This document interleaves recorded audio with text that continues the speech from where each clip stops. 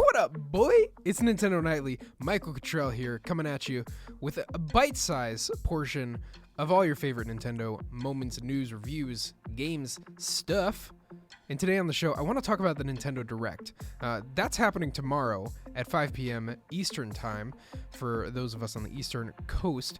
And I have no idea what's going to happen tomorrow. I don't know if they're going to, what they're going to announce, how they're going to announce it, what this all means. But what I do know is that it's really fun to speculate. And so this is going to be the prediction show.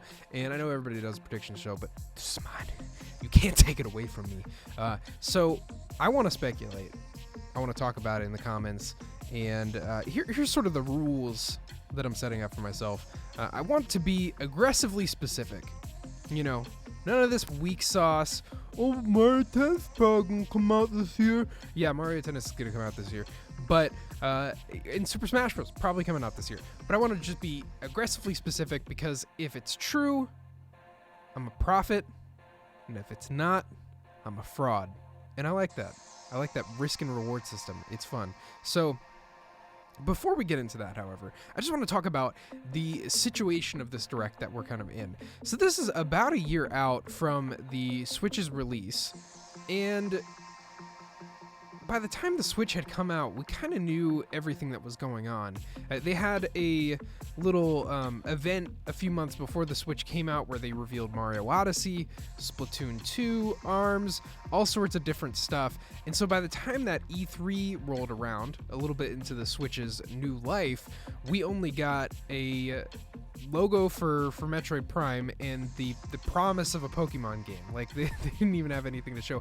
The only new Nintendo game that was announced that we actually saw footage of was Rayman Raving Rabbids, Rayman Mario crossover. What was that game called? I bought it and it's leaving me. Mario plus Rabbids Kingdom Battle. Gosh, who came up with that title? It's a bad title.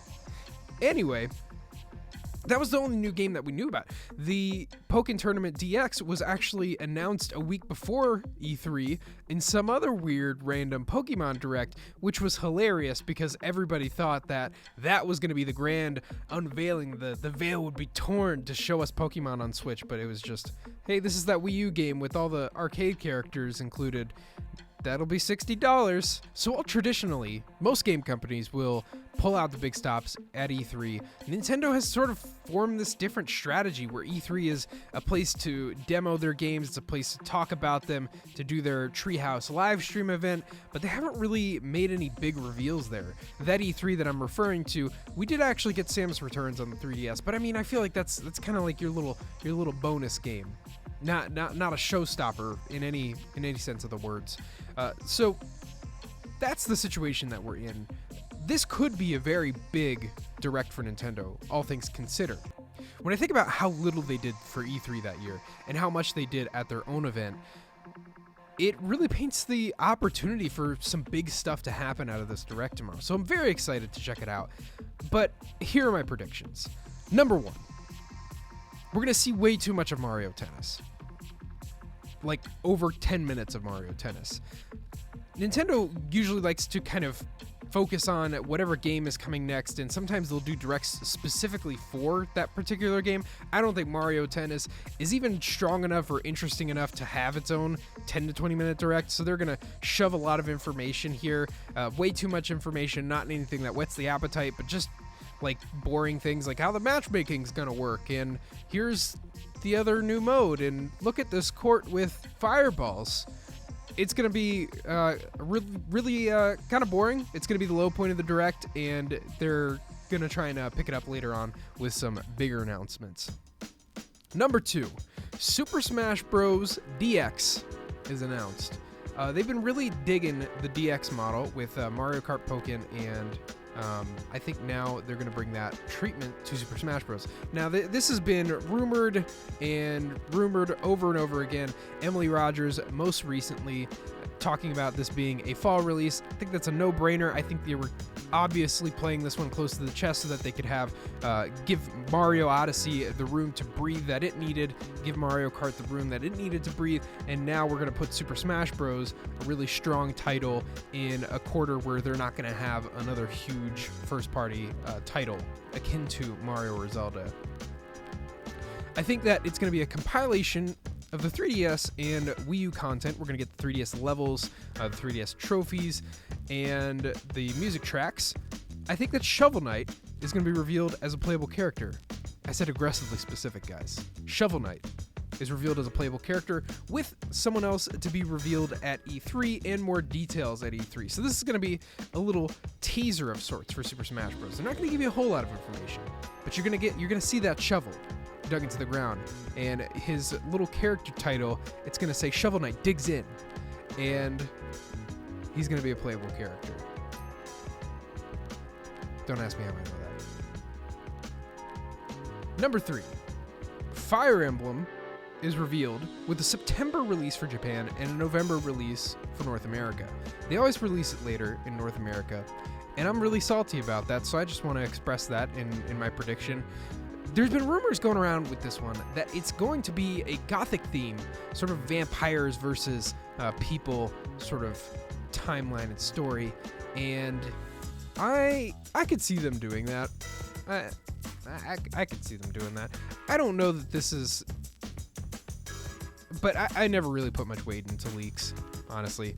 It just seems kind of like frivolous debate and, speculating whether, does his uncle really work for Nintendo? Probably not. But I think that Fire Emblem is going to be revealed, and it's going to be a big fall game, not the big fall game. It's just not going to push units like a Mario Odyssey or even like a Mario Kart or a Zelda Breath of the Wild. So it's going to be kind of complementing that lineup. I think Super Smash Bros. Is going to be the large focus for winter, with the Fire Emblem being the more supplementary release for your hardcore Nintendo fans. That's all I got for predictions. And you might be thinking, hey, Michael, what's up? You didn't mention Pokemon on Switch. Astute observation, sir. The reason I'm not talking about I said Pokken. I've been playing a lot of Pokken Tournament lately. The reason I'm not talking about Pokemon is I have no idea what to make of it. Looking at Game Freak's releases, there's never been more than a 3-year break between core Pokemon games. So you would think that with Sun and Moon coming out in 2016, that something is going to maybe come this year, but probably more likely next year. If it's coming this year, if they're squeezing something out either in this fall or early next year, which there are rumors to suggest based on localization job postings, based on Nintendo kind of sporting that Pokemon title for investors as coming out very soon, there's enough evidence to suggest that they might be trying to make that time frame. But if they hit that time frame, then it can't be the Pokemon game that we're dreaming of. It's going to be the next very gradual step at a better Pokemon game, and it's not going to have all the open world features that we've been dreaming of. It's just going to be a regular old Pokemon game with slightly better graphics. I hope that's not the case, and I hope that the game is at the earliest coming next year. I don't think that they can make a game of the scale that I want. And by that I mean no instance battles, no crawling through the grass and you have to go in and have your entire gameplay flow be interrupted by, this Goldeen that appeared, and then you have to wait for the menu to appear for you to run, and then you go back. I want to just see Goldeen. I want to see a Magikarp swimming around in the water. I want to see a Charizard flying in the air. I want to chase him. I want to catch him with no rigmarole in between of all the menus and stuff. I want a streamlined battle experience that doesn't interrupt the narrative and the feel of a Pokemon game. Pokemon in a multiplayer sense has always been there.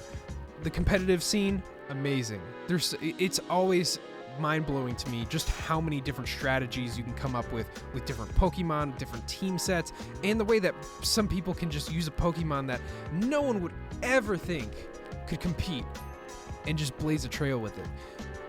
The single player, however, has stayed virtually the same since the first game. I mean, we've always had this eight gym leader system, and even the shakeup of that, the shakeup, if you want to call it that, in Pokemon Sun and Moon, it's still essentially the same thing, except instead of having a cool gym battle at the end, you're just like cooking food and then you battle one Pokemon at the end. That's really easy. Not really the shakeup that we were all expecting when they were telling us about the game, but I think this is the real chance to redefine what a Pokemon game can be, and I hope that they do that. I don't think that type of game makes it this year. Even if Game Freak has been just all engines go working on that since the release of Pokemon Sun and Moon, I don't think that's going to be the case. That game came out in 2016, so it probably went gold a few months earlier. They haven't even had 3 years to be working on a game like that. And while Ultra Sun and Moon came out, and Game Freak did develop that as well, they put their younger team on it, so you could see that game possibly making it to early 2019, or I think more likely fall 2019 at the earliest, possibly even later. We're also going to get little updates. They're going to remind us that Yoshi's coming out. I think that's going to be the third fall game to sort of round out that trio between Fire Emblem, Yoshi, and Super Smash Bros. And I think that it's going to be a relatively solid direct. No shockers. We're not going to get any Metroid Prime footage. We're not going to get any Pokemon footage. That's what I'm thinking for the direct tomorrow. I'd love to be wrong. I would love to see the Pokemon game of my dreams and see it revealed to coming out this year. I would block out an entire month of my life, go to a remote island just to play it, but I don't think that's going to happen. I think what's more likely is we're not going to see any Pokemon footage, we're not going to see any Metroid footage. We're going to see Yoshi, Kirby, Mario Tennis, Fire Emblem, and Super Smash Bros. DX. So we'll see tomorrow. Tune in to Nintendo Nightly. Comment below with your hot takes. What do you think is going to happen tomorrow? Do you think I'm an idiot? Do you think I'm a prophet? What do you think of me? I'm very self-conscious about these predictions. And be sure to watch Nintendo Nightly tomorrow as we sort of round out what actually happened with the Direct and my reaction to it. This is fun. This is fun. I'm probably like incredibly wrong. I mean, I have no basis to stand on other than being a Nintendo fan and a student of the industry, I will say. So I'm probably vastly wrong, but isn't it fun to speculate? Love this time point that we get in between the directs. So I hope you enjoyed this video. If you want to stay up to date with the actual Nintendo news, impressions, and reviews that we do on here, and not just all speculation, be sure to hit the subscribe button on whatever platform you're listening on. If you need any Switch stuff, you can follow the Amazon affiliate link that's in our description. And if you buy anything there, we get a cut of that sale, so that helps support the show. But yeah, that's all the spiel, all the housekeeping I have for you. I'll see you tomorrow. Enjoy that direct. We'll talk about it after. We'll talk.